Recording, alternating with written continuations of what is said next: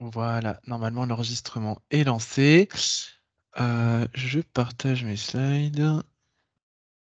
Tac.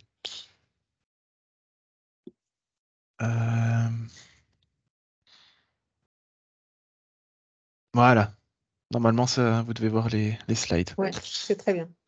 Voilà, donc je pense que pour ceux qui sont là, vous avez déjà assisté à d'autres présentations. Donc vous commencez à comprendre un petit peu le système de fonctionnement. On donne un petit peu de contexte sur la destination dans son ensemble. Et ensuite, on rentre dans le détail des topics pour essayer de... Enfin, on fait un listing des topics avec une synthèse qui vous aide à mieux les comprendre pour voir lesquels pourraient vous intéresser. Et si par la suite vous avez des questions déjà, il ne faut pas hésiter à en poser quelques-unes en fin de session. Et si vous avez des questions plus détaillées, il ne faudra pas hésiter à nous contacter. Voilà. La destination gouvernance est une destination un petit peu particulière, déjà parce qu'elle fait un peu peur comme ça, dans le nom fait un peu plus peur que Biodiv ou Farm to Fork. On se dit, est-ce que je suis pertinent en tant qu'acteur pour participer à un projet sur de la gouvernance? Mais ce qu'il faut savoir, c'est qu'en fait, gouvernance, la destination englobe beaucoup, beaucoup de notions, beaucoup de choses. Euh, Ça va intégrer, ça va permettre de contribuer à pas mal de stratégies de la Commission européenne et ça va couvrir un petit peu au final toutes les thématiques et tous les domaines du cluster 6 si on regarde un peu.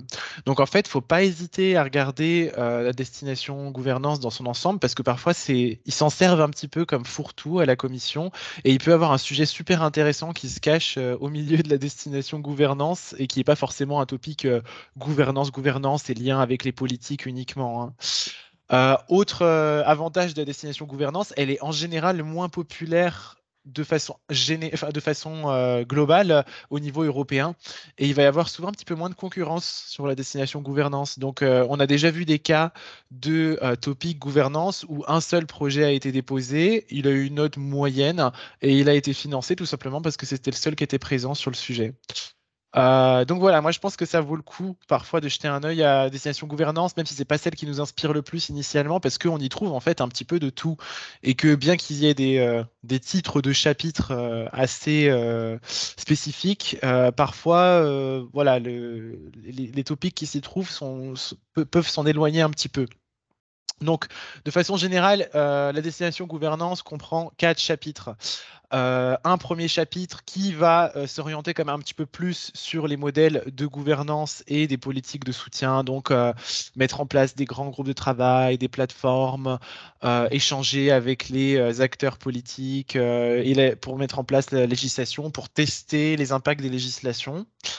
La deuxième destination va avoir un gros focus sur les observations environnementales et donc toutes les plateformes et les systèmes d'observation qui peuvent exister déjà au niveau européen ou mondial.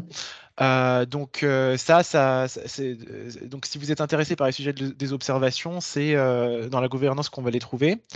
On a tout un chapitre qui est dédié à la technologie numérique et aux données comme catalyseur dans les domaines du cluster 6. Donc encore une fois, si vous êtes des acteurs à l'interface entre la technologie numérique, les données et l'agriculture, l'agroalimentaire, la bioéconomie, il ne faut pas hésiter à regarder dans la gouvernance. Et enfin, si vous êtes intéressé par toutes les notions de renforcement des systèmes de connaissances et d'innovation agricole, c'est également dans cette destination qu'on peut le trouver. Quand on regarde les budgets, donc là, sur cette graphe, on peut voir à la fois le nombre de topics sur 2023 et 2024 par type d'action et également les budgets. Donc, on peut voir que, le budget 2023 est notamment plus conséquent pour ce qui concerne les RIA. Donc profiter des appels 2023 parce qu'il y a pas mal de RIA intéressantes qui s'y trouvent. En 2024, on va plutôt avoir des CSA, un petit peu plus de CSA. Enfin non, on va en avoir à peu près autant qu'en 2023 en fait. Donc voilà, la plupart des RIA sont à soumettre en 2023. Donc ça, il faut faire attention, ça va venir assez vite. Pas d'IA, pas d'action d'innovation du tout sur l'ensemble de la destination. Donc ça, voilà, on se prend pas la tête. Tous les projets de recherche qu'on y trouve, c'est recherche et innovation. Et on a également des actions co-found, mais on va y revenir. On a notamment 2 actions co-found qui se trouvent dans le cadre de la destination gouvernance. Euh, pour ce qui est des impacts auxquels doivent contribuer les sujets proposés dans la destination gouvernance, bah, c'est un petit peu comme ce qu'on peut lire au travers des titres des chapitres, c'est la mise en place de modèles de gouvernance pardon, innovants, durables, résilients, l'exploitation de données environnementales, le renforcement de tout ce qui est pacte vert, renforcement des systèmes d'observation de la Terre, renforcement des démonstration des performances en termes de durabilité et de compétitivité, en lien avec les technologies numériques, euh, meilleure information des parties prenantes, notamment des agriculteurs, et renforcer le lien entre la science et la politique, entre les scientifiques et les législateurs. Voilà. Au niveau du timing, faites attention parce que il me semble que pour ce qui est gouvernance, c'est un petit peu en décalage par rapport à d'autres destinations que vous avez pu voir sur ces 2 jours. Pour ce qui est 2023, vous avez un peu plus de temps. Donc c'est le 23 avril la date butoir, c'est pas en mars. Donc voilà, ça compense le fait qu'il y ait pas mal que la plupart des RIA soient en 2023. Et sur 2024, c'est le 28 février 2024 comme pour le reste. Non, c'est un peu plus tard que pour le reste. Voilà, il y a quelques jours de plus. Voilà, on a des budgets qui sont comparables entre 2023 et 2024. Maintenant, on va rentrer dans le vif du sujet en commençant par la première destination, pardon, par le premier chapitre. Ça commence à fatiguer. Par le premier chapitre, donc innover avec des modèles de gouvernance et des politiques de soutien. Le premier topic, gouvernance 1.1, se concentre sur le partenariat européen sur le thème de l'agriculture des données. Donc, si vous avez assisté à nos présentations sur les 2 jours, vous avez pu voir que les partenariats, c'est pas forcément, comme on dit, pour le commun des mortels qu'il faut y répondre. Ça va être des équipes déjà pré-identifiées et en contact avec la Commission européenne qui vont monter ces gros mastodontes de partenariats cofinancés. Par contre, eux, ces partenariats, à leur tour, vont ensuite permettre de financer des projets de façon annuelle, en fonction du budget qui va être mis par les agences nationales sur chaque appel annuel. Donc, ça veut dire que lorsque le partenariat de l'agriculture des données sera lancé, et a priori, pour le moment, la France est partie pour y participer, il va y avoir des appels tous les ans sur le thème de l'agriculture des données qui vont sortir, en plus de tout ce qu'on trouve au sein du cluster 6. Donc si ce sujet vous intéresse, n'hésitez pas à garder un œil sur ce partenariat lorsqu'il va démarrer, mais ce ne sera pas pour tout de suite, vu qu'il sera monté uniquement dans le cadre de cet appel à projet. Ensuite, l'appel gouvernance 1.2 de 2023, c'est une action de recherche et d'innovation à 6 millions avec un seul projet financé qui a pour but de développer des outils qui permettent de mesurer l'impact des politiques européennes sur les systèmes alimentaires. Donc, d'un point de vue terrain, pour ensuite pouvoir faire des retours aux politiques européennes et améliorer les réglementations pour qu'elles soient plus efficaces à l'avenir. Sujet gouvernance 1.3, sujet un petit peu compliqué d'un point de vue vocabulaire. J'avoue que même moi, j'ai dû faire ma petite recherche pour savoir ce que c'était ces fameux nudges. Donc, il faut étudier l'impact de ce qu'on appelle les nudges verts pour inciter les agriculteurs à s'orienter vers des pratiques plus vertueuses. Les nudges, ça va être un peu des éléments incitatifs doux d'une certaine façon, donc pour inciter de façon presque implicite des acteurs à mettre en œuvre des pratiques plus vertueuses. Donc, ça va pas être du forcing ou des obligations légales, ça va plus être des mesures incitatives plus douces, en étudiant et en comprenant justement les attitudes et les pratiques et les comportements des producteurs et des agriculteurs. Ce qui permettra ensuite de mettre en place, encore une fois, des recommandations à destination des décideurs politiques. Donc, c'est une fois de plus une action de recherche et d'innovation à 3 millions d'euros pour un projet financé. Donc ça, celui-là, comme le nom fait un peu peur, si vous pensez avoir des compétences, allez-y, parce qu'il n'y aura sûrement pas beaucoup de monde. Je dis ça comme ça, c'est mon intuition, c'est mon intuition. Sur le sujet gouvernance 1.4, cette fois, on veut développer un réseau universitaire et interdisciplinaire inclusif pan-européen. Il y a beaucoup de grands mots, mais vous comprenez ce que ça veut dire. Dans le domaine de la science des systèmes alimentaires, qui va donc vraiment intégrer beaucoup de notions différentes, donc les sciences alimentaires, les sciences sociales et humaines, le design, l'ingénierie, sciences naturelles appliquées. Donc, voilà, l'idée cette fois, c'est de développer un réseau. Malgré tout ça, c'est quand même une RIA, donc j'imagine qu'il faudrait que ce réseau ait ensuite un agenda de recherche commun. Donc l'idée, ce sera d'avoir donc voilà, des concepts de recherche et développement communs au cœur du travail du réseau. C'est pour ça que ça en fait une RIA. Donc 6 millions d'euros, un projet, ça peut être assez intéressant pour ensuite créer des liens avec d'autres acteurs et pourquoi pas déposer des projets dans le futur sur dans le domaine des systèmes alimentaires.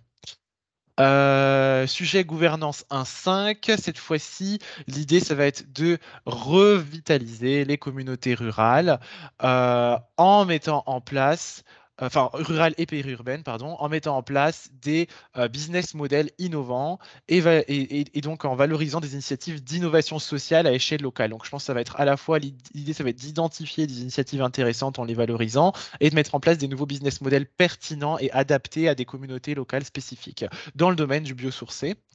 Donc, et assez étonnamment, c'est une RIA. Donc, moi, dans ma tête, instinctivement, j'en aurais fait une IA. Mais donc voilà, gardez bien en tête qu'on va attendre un niveau de TRL un petit peu plus bas. 5 millions d'euros en tout et un projet financé. Gouvernance 1.6, cette fois-ci. Donc, l'idée est de mettre en place des outils pour soutenir l'innovation en biotech dans le domaine biosourcé. C'est une CSA. Donc là, on ne va pas attendre de la recherche. On va attendre plutôt la mise en place d'un programme de co-création, des partages de connaissances, des créations de guides de bonnes pratiques, mise en place d'un forum pour les acteurs concernés dans le domaine. Donc voilà, c'est plus de la mise en réseau, du partage de bonnes pratiques, comme ce qu'on attend d'une CSA. Donc surtout, vous ne trompez pas. Là, on va pas attendre des nouveaux outils biotech développés à l'issue de ce projet.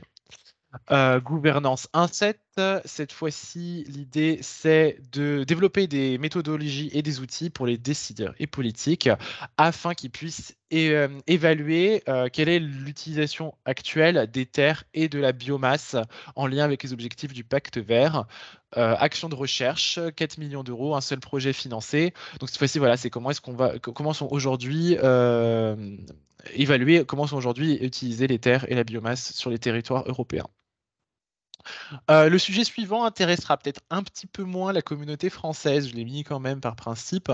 L'idée, c'est de mobiliser un réseau qui se nomme BioEast, mais qui en fait consiste d'acteurs ministériels d'un réseau de pays d'Europe centrale et de l'Est, donc pas la France a priori, pour améliorer la capacité des personnels afin qu'ils puissent mettre en place des programmes d'action nationaux dans le domaine de la bioéconomie. Alors, j'exclus jamais, voilà, si vous êtes sollicité par des acteurs de BioEast pour voilà, faire du partage des bonnes pratiques, pourquoi pas. Après, je pense pas que les acteurs français soient la cible principale, hein. Sujet suivant, cette fois on passe à 2024, hein. Jusque-là, on était sur 2023, une étape, hein. Donc la question se pose pas sur gouvernance, on n'a que des projets en une étape. Donc gouvernance 1.1 2024, c'est la suite, donc c'est-à-dire un petit renflouement des fonds du partenariat sur le thème de l'économie bleue. Ce partenariat devrait démarrer au début, enfin j'en ai déjà parlé sur la présentation précédente, mais il devrait démarrer début 2023. Donc vous allez avoir à partir de 2023 des appels tous les ans au sein du partenariat. Donc il faudra aller chercher sur leur site internet sur le thème de l'économie bleue si ça vous intéresse. Et ce topic-là sert juste à les renflouer pour qu'ils puissent poursuivre leurs activités parce que les contrats se font sur une base de 2 ans. Donc c'est pas la peine d'essayer de répondre à ce sujet, encore une fois, à moins que vous fassiez déjà partie du partenariat. Ce n'est pas fait pour le commun des mortels. Le topic gouvernance 1.2 de 2024, cette fois, a pour but de analyser les freins existants et améliorer la coordination des régions européennes par rapport à la mise en place d'écosystèmes régionaux d'innovation enfin, dans le domaine alimentaire. Donc, c'est plutôt à destination des acteurs de type région. Et les collectivités territoriales, mais pas que, hein, bien sûr, mais voilà, je pense que ces acteurs-là vont avoir une bonne connaissance de leurs écosystèmes d'innovation alimentaire Et du coup, ça va sûrement avoir pour conséquence de nécessiter aussi l'implication de différents acteurs de la chaîne alimentaire dans ces régions-là. C'est une action de coordination et de support, donc pas de recherche attendue, 3,5 millions, un seul projet financé. Gouvernance 1.3, on est toujours sur 2024, toujours sur le chapitre 1. Assez intéressant, ça peut intéresser des catégories d'acteurs qui ne sont pas forcément les plus représentés dans le cluster 6. L'idée, c'est de comprendre le rôle des médias, des réseaux sociaux, du marketing dans les habitudes alimentaires de plusieurs groupes cibles pour que les consommateurs puissent derrière faire des choix informés. Donc je pense que celui-là est assez explicite, un peu moins complexe que la moyenne de la destination gouvernance. Encore une fois, une CSA, des échanges de bonnes pratiques, des analyses de fonctionnement, pas de recherche attendue, 3 millions d'euros et un projet financé.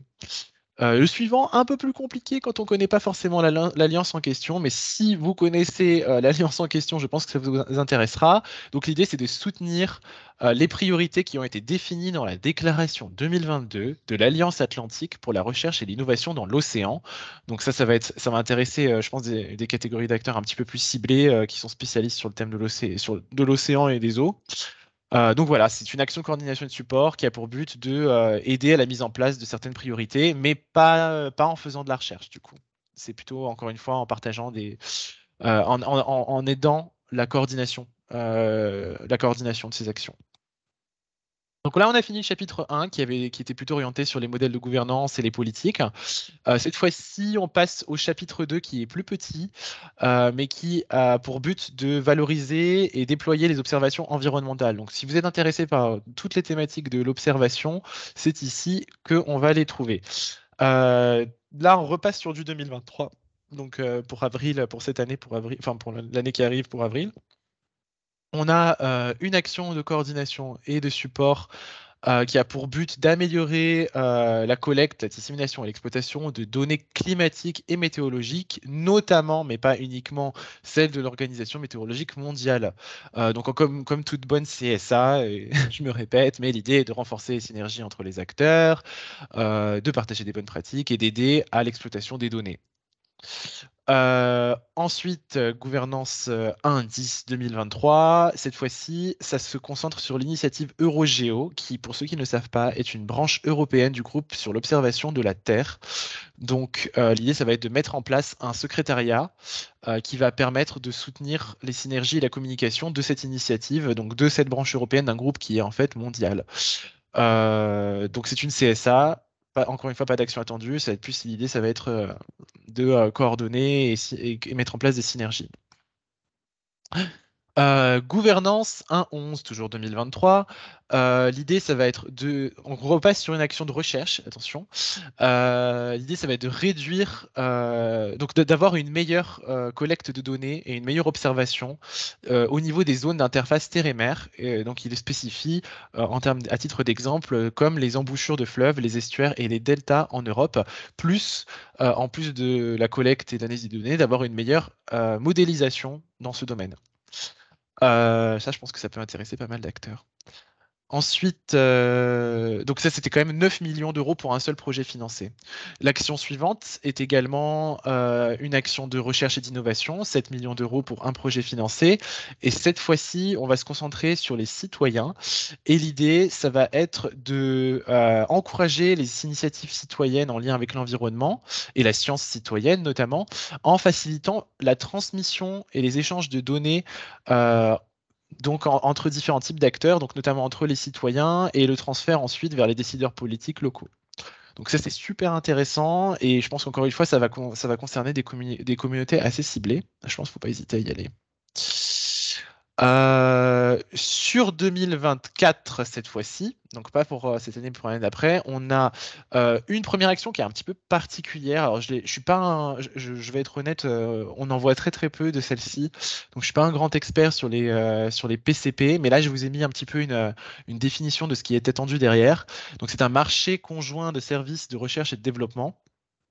Donc, qui est lancé pour renforcer l'innovation, axé sur la demande publique et dans le domaine de l'adaptation au changement climatique et l'atténuation de ses effets. Donc, si vous avez je ne sais pas pourquoi c'est dans le cluster 6, ça aurait complètement pu être dans le cluster 5. Donc, si vous voulez faire la pub aux copains du cluster 5, il ne faut pas hésiter. Et l'idée, c'est donc là, cette fois, c'est vraiment un marché. Donc, à l'issue de ce marché, si on remporte le marché, l'idée, c'est de fournir des produits et des services innovants et déjà entièrement testés en lien avec l'adaptation au changement climatique. 19 millions d'euros, c'est élevé, mais donc c'est vraiment c'est un type d'appel un peu particulier.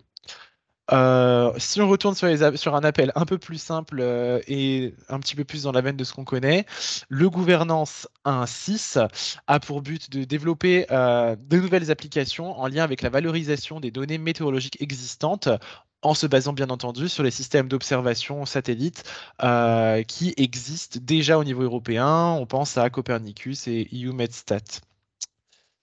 Et ensuite, j'ai le droit de faire une pause et de laisser la parole à mon collègue Vincent pour partir sur le chapitre 3 qui s'oriente sur le numérique. Exactement, merci, merci Antoine. Donc, un troisième chapitre assez différent des deux précédents, qui concerne vraiment tout ce qui est utilisation du numérique comme technologie, et puis tout ce qui est lié également à la question des données et de la gestion des données, donc comme catalyseur pour, pour des nouveaux développements donc dans le domaine notamment agricole, agroalimentaire et puis production. Donc le premier topic concerne donc les solutions en open source, donc en accès libre, les logiciels libres, pardon, pour des applications qui permettent donc de renforcer les capacités en agriculture. Alors, l'idée, c'est de développer des applications numériques qui sont basées donc sur des logiciels libres, qui vont donc des processus de production en extérieur, donc à des moments où on a une faible connectivité notamment, et également pour avoir une volonté pour les agriculteurs de réduire certaines charges administratives, donc de côté pratique aussi, d'utilisation donc de ces outils, en suivant une approche double et comparative, donc soit utilisation de périphériques, soit utilisation de solutions en ligne ou des solutions mixtes, éventuellement, donc qui peuvent associer les 2. L'objectif de cet appel, c'est de lutter contre le coût des outils numériques notamment, le manque de confiance des utilisateurs parfois dans les outils numériques, heu, le fait d'avoir certaines choses qui peuvent leur échapper, et donc un manque de transparence, notamment dans le partage des données, une faible confiance dans le partage des données, et puis, bah, le développement des algorithmes qui n'est pas toujours très clair, très accessible et parfois verrouillé par les fournisseurs. Donc là, l'idée, c'est d'essayer de partir sur des logiciels libres pour notamment donner de la confiance donc aux utilisateurs. Donc c'est une RIA, il y a 2 projets qui sont attendus, donc chacun à 5 millions d'euros. Le deuxième appel concerne le suivi au sein des élevages, donc grâce à des technologies donc liées au numérique et aux données. Donc l'idée, c'est de prévenir et d'atténuer les maladies, notamment au sein des élevages, de faciliter la production et la gestion des chaînes d'approvisionnement, d'utiliser donc par exemple des capteurs pour tracer, eh bien, tout ce qui est tout ce qui est indicateur de santé, tout ce qui peut être lié aux traitements médicaux, à la localisation des bêtes, également aux conditions environnementales extérieures, pour réduire les coûts, notamment adapter par exemple, et réduire les traitements médicaux lorsqu'ils ont lieu, et les intrants au sens plus large. Contribuer également à l'atténuation du changement climatique, c'est-à-dire évaluer par exemple la densité du bétail par rapport à la capacité de charge des terres, avec l'objectif de réduire la perturbation et le compactage des sols. Ça sert à rien d'avoir trop de bêtes en fonction du nombre de la surface de terre que l'on a. Si c'est pour un bénéfice environnemental évidemment qui est réduit. Et puis dernier point, c'est faciliter la fourniture d'informations aux consommateurs sur les produits proposés, donc améliorer tout ce qui est transparence. C'est vraiment aussi quelque chose qu'on retrouve dans beaucoup d'appels, hein, la question de la transparence et de la confiance aux consommateurs ou aux utilisateurs finaux. et d'offrir donc un moyen de respecter les engagements, notamment juridiques, en matière de densité du bétail. Ça sont des choses que l'on retrouve avec la nouvelle PAC et les règles, les nouveaux règlements au niveau européen. Sur l'appel suivant, on est donc sur un appel qui concerne donc l'utilisation des solutions numériques en agriculture et en agroforesterie, et notamment tout ce qui concerne la gestion des données. Donc, l'objectif, c'est d'évaluer l'adoption des technologies et des infrastructures numériques, notamment les plateformes dans le secteur agricole et forestier, de faire une analyse au niveau mondial, mais d'avoir évidemment un focus en particulier sur l'Union européenne et sur les pays associés. Notre objectif, c'est d'encourager la fourniture des données, donc la volonté de transmettre ces données, ces informations que l'on capte au sein des exploitations, pour de nouveaux marchés, de nouveaux services également qui peuvent être apportés dans les fermes. Tout ceci compte tenu de l'évolution rapide du cadre réglementaire et politique. Voilà, les grands enjeux derrière, c'est la durabilité des infrastructures, hein, la performance économique, la transparence vis-à-vis des utilisateurs et puis également améliorer les conditions de travail. Le quatrième appel, donc qui est également une action de recherche et innovation. L'objectif est de développer et de tester des stratégies de détection précoce. Donc là, on est sur la santé des plantes. Donc à la fois stress au niveau de stress biotique et abiotique, de pouvoir distinguer les deux en exploitant les technologies numériques. Donc là, c'est pareil, l'éventail est assez large. Des réseaux de capteurs, de la télédétection, l'utilisation des satellites et notamment des nouveaux services satellites, tout ce qui est drone, intelligence artificielle. Donc pour permettre une surveillance régulière et rapide des grandes zones et en même temps pour pouvoir délimiter les zones qui peuvent être infectées et traitées plus rapidement et de manière plus efficace.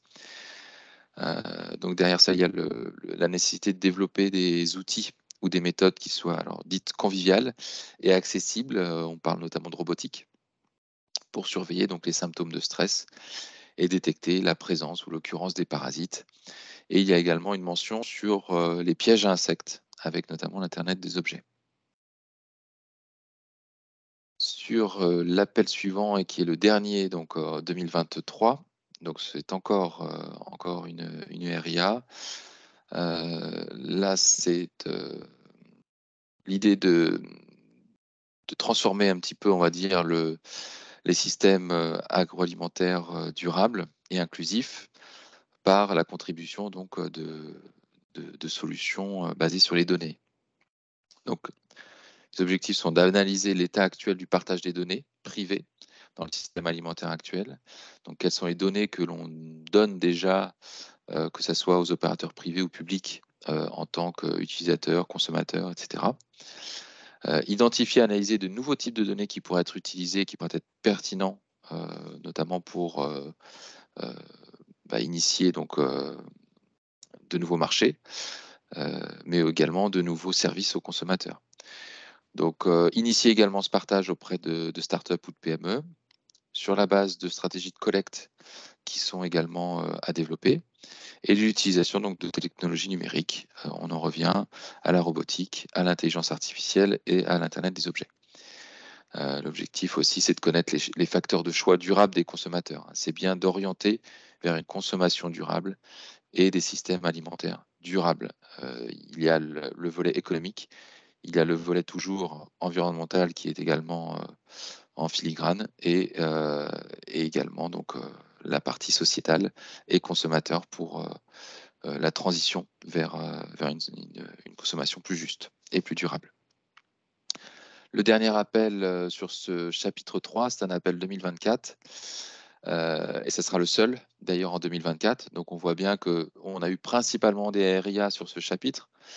Et on voit bien la différence entre les 5 ou 6, je ne sais plus, 5 je crois, premiers topics 2023 et l'unique topic qu'il y aura en 2024. Donc il y aura moins de RIA en 2024 et beaucoup plus en proportion de CSA, même si c'est surtout une baisse du nombre de RIA. Ici, c'est... non, j'ai pas terminé avec le dernier, pardon. Juste pour dire, donc l'idée, c'est de développer des solutions robotiques ou basées sur la réalité augmentée pour améliorer les conditions de travail au sein des exploitations, donc de la production agricole, hein, avec par exemple tout ce qui concerne la récolte, le désherbage, mais aussi la surveillance des cultures, de l'élevage, ou bien la partie logistique, gestion de l'exploitation. Donc à la fois solutions robotiques ou réalité augmentée et apporter donc des solutions lorsqu'il existe un grand intérêt ou un besoin de soutenir et ou de remplacer la main-d'œuvre humaine. Donc à la fois pour la productivité, mais également sur le plan environnemental et social. Pour le chapitre 4 maintenant, vous allez voir qu'il y a de mémoire, je crois, que des CSA. Et on est donc là sur vraiment plutôt la structuration de l'espace européen pour la recherche et l'innovation dans nos thématiques, c'est-à-dire essayer de réunir les communautés, essayer de les faire échanger, que ça soit sur des sujets spécifiques, vous allez voir, ou pour en faire émerger des nouveaux. Et puis donc de créer des réseaux qui permettent de répondre à des problématiques assez précises et obtenir des solutions pratiques. Alors le premier, c'est une CSA qui concerne les groupes opérationnels du PUI Agri. Donc, si vous avez des questions, on pourra en parler un petit peu après. Le partenariat européen de l'innovation donc, pour l'agriculture durable. Donc l'idée, c'est de réunir ces groupes opérationnels pour intensifier la coopération thématique entre, bah, on va dire, à travers une approche multi-acteurs, les chercheurs, mais aussi les intermédiaires, les conseillers et puis les utilisateurs que sont les agriculteurs ou les gestionnaires de forêts ou les agroforesteries. Donc favoriser une agriculture durable et viable économiquement et avec l'objectif de transposer des solutions locales au niveau de l'Union européenne et d'influencer également la conception des politiques à venir. L'idée, c'est de mettre des groupes opérationnels ensemble qui sont déjà existants, mais qui travaillent peut-être pas forcément sur des thématiques communes, mais qui vont justement se réunir à travers une thématique transversale. Et donc, ils vont pouvoir réfléchir à des nouvelles solutions, à un nouveau sujet, sur un nouveau sujet qui est peut-être émergent. La deuxième CSA, on est sur quelque chose qui n'est pas tellement éloigné, mais peut-être avec là une plus grande liberté, on va dire, de réseaux thématiques. Donc là aussi, c'est la mise en commun de personnes variées, de profils variés et de structures variées qui vont permettre de répondre à des besoins urgents des agriculteurs, notamment en essayant de faire une collecte et une diffusion rapide des connaissances et des résultats de la recherche pour une mise en pratique et une diffusion à large échelle au sein de l'Union européenne. Et donc ça, c'est réseaux thématiques. Donc là, sur cet appel, ils ne sont pas thématisés, c'est-à-dire que vous pouvez proposer toutes les thématiques que vous voulez. Vous allez voir qu'on en a un peu plus loin dans ce chapitre où on a une thématique qui est précisée. Le dernier appel de la slide, c'est la mise en place d'un réseau européen de services de conseil. Donc là, on n'est pas sur tout type d'acteurs, mais on est plutôt sur des acteurs du conseil, de la formation, de l'encadrement et consacrés à l'agriculture biologique. Donc pour essayer de moderniser un petit peu les systèmes agricoles autour de l'agriculture bio et de les faire entrer donc pour les conseiller sur des nouvelles problématiques, sur des nouveaux enjeux et sur également des nouvelles technologies. Donc au niveau des systèmes de production végétale, mais également de l'élevage. Donc de la mise en connexion, des bonnes pratiques, essayer de combler les manques. Voilà, ce sont quelques mots-clés que l'on peut retrouver. Et on va retrouver ça sur des réseaux comme ça, de conseillers, de services de conseil. On va en retrouver un certain nombre. Sur la slide suivante, on va en voir un sur l'utilisation des pesticides. Donc même principe, donc je ne vais pas redire tout ce que je viens de dire, sauf que là, on est vraiment sur les problématiques d'utilisation des pesticides et la réduction des risques liés à l'utilisation des pesticides. Et un autre, encore pour 2023, qui concerne cette fois-ci l'optimisation et la réduction des pertes d'éléments nutritifs, l'utilisation optimale des engrais, y compris les engrais biosourcés, et les techniques agricoles qui favorisent évidemment cette gestion durable des éléments nutritifs. Donc, et mentionner notamment le carbone farming, donc, qui permet donc de stocker le carbone dans le sol. Voilà pour ce qui est de 2023. Pour les appels 2024, on va avoir des choses tout à fait similaires. Je vais passer sans doute un petit peu plus vite. On retrouve exactement le même appel sur les groupes opérationnels, même objectif. On retrouve ensuite le deuxième, pareil, les réseaux thématiques au sens large et avec les thématiques que vous pouvez proposer absolument toutes thématiques. Et on a ensuite un réseau thématique, cette fois-ci, qui est au niveau de l'agriculture biologique, à nouveau. Donc là, on n'est pas sur les réseaux de services de conseil, mais on est bien sur un réseau thématique. Voilà, c'est les deux, on va dire, les deux grands types de réseaux qui sont demandés dans ce chapitre. D'un côté, des services de soutien et de conseil, de l'autre côté, eh bien, tout type d'acteurs qui peuvent réfléchir à la mise en pratique de solutions déjà présentes, mais pour des problématiques qui sont urgentes, pour lesquelles il y a des besoins urgents. Donc là, on est sur agriculture biologique. Et sur la dernière slide, je crois, il y a un réseau thématique autour des enjeux de la biodiversité. Donc là, pareil, même sujet, enfin même objectif global plutôt, mais autour vraiment des enjeux de la biodiversité pour les milieux ruraux. Avant-dernier, c'est un réseau à nouveau de services de conseil, cette fois-ci en agroforesterie. Et le dernier sur les systèmes durables d'élevage. Donc là aussi, un réseau de services de conseil. Voilà, je crois qu'on a fait le tour et que l'on a présenté tous les appels de ce programme de travail de 2023-2024. Donc, si jamais vous avez des questions, alors je vois de la main levée, je vais regarder s'il y a des choses dans le chat aussi. Non, c'était juste un commentaire. Et quelqu'un a la main levée alors. Attendez. Ouais, je vous laisse vous exprimer, Cécile Schweitzer. Oui, bonjour. Je ne sais pas si vous m'entendez parce que je suis en déplacement. Si, sans Oui, problème. c'est bon, ok. J'ai deux petites questions. Ça concerne le tout premier slide du chapitre 1 sur les nudges, justement. Ouais. Mon établissement est intéressé pour postuler, enfin candidater. Et du coup, il y a deux choses. Il conseille l'implication du JRC. Est-ce que vous conseillez vraiment de les mettre dans le consortium? Ou est-ce que, par exemple, si on fait un advisory board et on les met dans l'advisory board, ça peut être suffisant? En fait, pour le JRC, je pense que ce serait très intéressant que vous contactiez. Donc, on a une collègue qui est spécialisée du JRC, Nathalie Boulet-Laurent. C'est indiqué sur le site internet. En fait, de façon générale, pour le JRC, il faut juste que vous envisagiez son implication dans la. En fait, vous n'avez même pas besoin de les contacter. Vous envisagez, si vous voulez les intégrer, il faut les mentionner comme partenaires dans le projet. Et si votre projet est financé, automatiquement, ils vont être intégrés à votre action. Mais j'ai pas envie de vous dire de bêtises parce que je suis pas supra expert. On a une collègue qui fait que ça. Enfin, non, pas que ça, elle fait beaucoup d'autres choses, mais elle a un gros focus de son action sur les JRC. N'hésitez pas à la contacter pour qu'elle vous donne un petit peu plus de détails sur la façon dont ça fonctionne. D'accord, très bien. Et mon autre question, c'est sur la partie, donc ils disent que ça doit favoriser les actions climatiques telles que la décarbonation, protection, restauration de la biodiversité, mais également diminution de la pollution atmosphérique, enfin aérienne. Est-ce qu'il faut qu'on prenne tout en compte? Parce que clairement, les incitations selon les cibles, selon l'impact qu'on veut avoir, ça ne va pas du tout être les mêmes. Enfin, ce qu'on va mettre en place. Et du coup, enfin, moi, mon consortium, on est quand même pas mal spécialisé dans la lutte intégrée et dans l'utilisation, réduction des pesticides.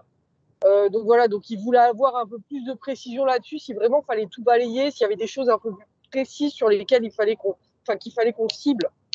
Je vais vous donner mon interprétation, ce qui n'est pas forcément universel ni rien. Moi, je comprends que ce sujet, le cœur du sujet, c'est surtout l'impact de l'utilisation des nudges verts pour des pratiques plus vertueuses. Pour moi, c'est ça le cœur du sujet, c'est comment est-ce qu'on va étudier les comportements, les pratiques, l'incitation au comportement, aux pratiques durables. Je pense que vu le budget du projet, ils peuvent pas s'attendre à ce que vous couvriez non plus absolument toutes les thématiques vertueuses environnementales dans un seul projet. Je pense que l'essentiel, enfin, je pense qu'il faut faire au mieux, bien entendu. C'est-à-dire que plus un projet couvrira de notions qui sont intégrées dans le scope, plus il sera apprécié par la Commission européenne, ça c'est sûr. Mais comme le cœur du sujet, c'est les nudges, je pense que si vous arrivez à faire des belles démonstrations sur les nudges et des belles études sur les nudges en ayant un focus qui est peut-être un poil plus restreint que ce qui est décrit dans le texte du topic, je pense pas qu'ils vont vous bouder. Surtout que je suis pas sûr qu'il y aura non plus des milliards de participants sur ce topic. Après, voilà, D'accord, ok. c'est plus une intuition personnelle que une vérité universelle. Voilà. Oui, bah en fait, on avait un peu la même vision parce que vu effectivement le budget limité, déjà qui vise à la fois les agriculteurs et le secteur forestier, Mm. qui est totalement différent aussi. Oui, oui, bien sûr. Si en plus on devait tout couvrir, c'est effectivement quasi impossible. Mais ok, Voilà. bon bah Après, il faut faire au mieux et pourquoi pas, si vous arrivez à faire des liens sur entre les, si vous arrivez à étudier donc l'impact des nudges sur certains domaines et que vous couvrez pas directement dans le projet tous les domaines qui sont mentionnés, essayez au moins de faire le lien et d'expliquer comment est-ce que ça pourrait être disséminé et valorisé sur d'autres notions en fait. Vous voyez ce que je veux dire? oui, oui, ouais, ok. Bon bah parfait, bah, merci beaucoup. Je ne sais pas s'il y a d'autres questions. Peut-être que tu peux arrêter l'enregistrement. Ouais, je vais arrêter ça.